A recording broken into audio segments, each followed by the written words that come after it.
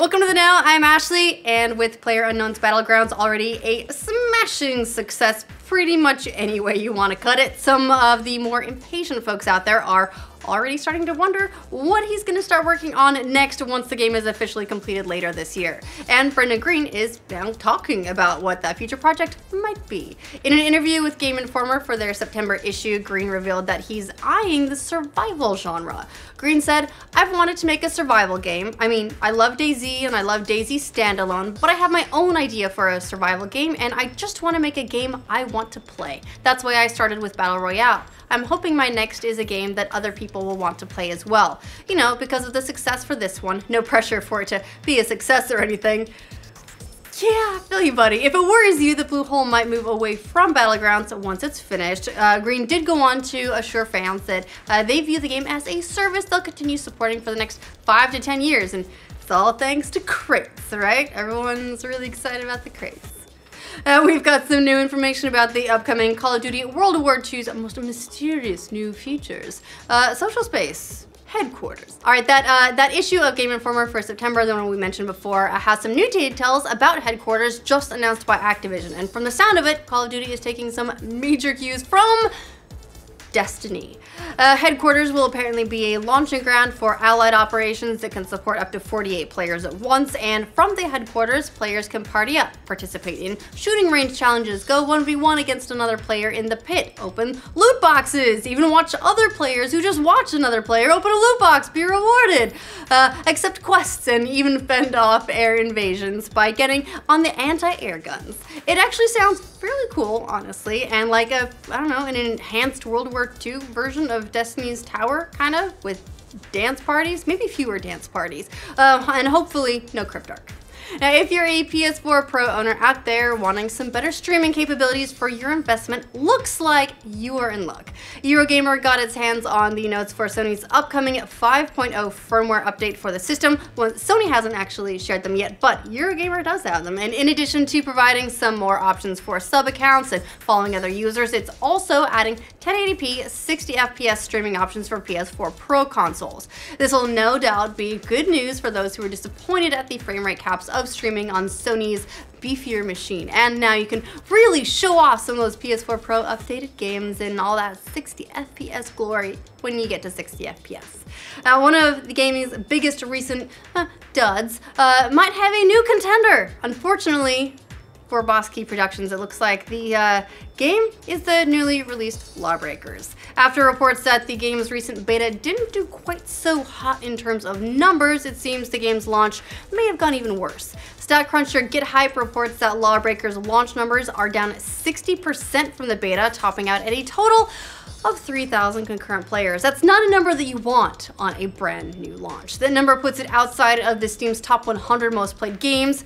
Not promising. GetHype also reports that those numbers are even worse than last year's Battleborn at launch, just if you were wondering, a little bit of context there, because we all know what happened with that one. Hopefully, Boss Key and creator Cliff Bleszinski can figure out something to get more players into the game, because no one wants to be the next Battleborn. In what might be the most shocking news of all 2017, one of the year's biggest titles is going to launch, get this, without any microtransactions at all. That's right. That honor belongs to none other than the PS4 racing simulator, Gran Turismo Sport, which is apparently going to be doing things the old-fashioned way, and I appreciate that when it drops this fall. The lack of microtransactions was confirmed by series creator Kazunori Yamauchi, who revealed the information at the recent PlayStation Experience event in Malaysia. That being said, the game will see some DLC packs over time that add more cars. In Gran Turismo 6, those DLC packs were a mix of paid and free content, so might be what happens with GT Sport as well. Not confirmed yet. However, it's nice to see a game that's not immediately trying to get more of your money as soon as you buy it and start playing it. I'm talking to you, Shadow of War. Is StarCraft 2 helping computers get smarter? Not just players, actual computers. Scientists have taught computers how to play games like chess and Go for years in order to see how smart they can be. And now, researchers at Google's AI subsidiary DeepMind say their AI will learn a lot by playing the popular RTS game. Recently, DeepMind and Blizzard released tools to let AI researchers create bots capable of competing against humans. Researchers say playing the game will make AI a lot smarter, particularly in navigating StarCraft's fog of war mechanic where you can't see what your opponent's doing. They estimate that it'll be 5 years probably before a StarCraft bot can beat a human player. Do you think they'll go pro? Maybe? Possibly? Interesting. Was Tales from the Borderlands sadly a failure? Now then, this sucks because the Telltale series was really well received by critics. It won a lot of awards. The people who played it really loved it. I heard nothing but good things, but apparently it was considered a bust internally. In an oral history of the game, courtesy of the Campo Santo Quarterly Review, director Nick Herman said, "Tales was my life for 2 years, and internally it was perceived as a failure. Critically, it was a huge success, but from a sales and production standpoint, it wasn't awesome. And to make matters worse, the game lost 95% of its staff halfway through episode 5. Herman said, "The mentality was we've got to wrap this season up quick because we need to move on to other things."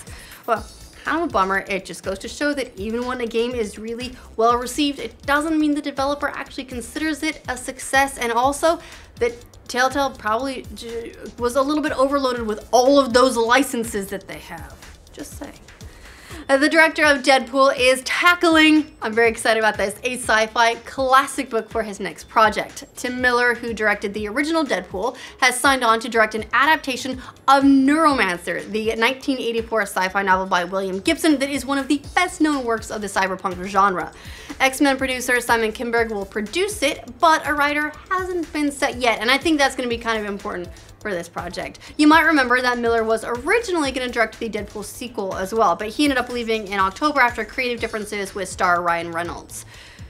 Donald Glover, who plays Lando Calrissian in the upcoming Han Solo movie, is now speaking out about the movie's recent director change. You might remember that a few months back, directors Christopher Miller and Phil Lord were kind of fired from the production and replaced with Ron Howard.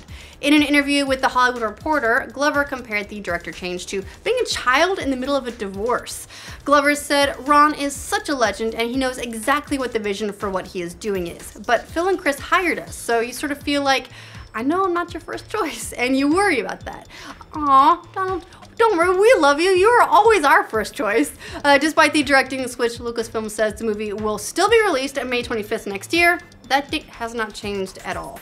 I'm still very curious what we end up getting there. You got a particular tweet you want aliens to read one day? Of course you do. It's pinned, right? Well, NASA can help you out. In honor of the 40th anniversary of the Voyager 1 spacecraft, NASA is gonna beam a tweet into space next month.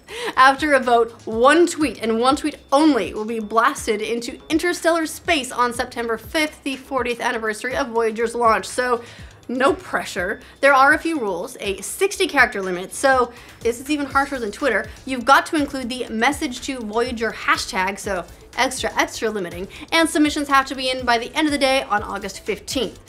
If you're wondering, the Voyager 1 has provided us with some amazing data and photos of our solar system. It's actually still in operation, flying through interstellar space nearly 13 billion miles from Earth. So yeah, get your best tweet ready, could become immortal. This might be how aliens find us. No pressure. All right, that's all the news we have for you guys today. Compose your bestest space tweets in the comments down below. If you want to make sure you get news from every corner of the internet every single day, like this video. If you're new to this channel, you haven't seen us before, but you like the cut of our gym, make sure you subscribe to the know. The aforementioned September issue of Game Informer has some new details about, The aforementioned that September issue of Game Informer that we mentioned before has some new details about headquarters and just announced by, I've been talking for like 2 hours.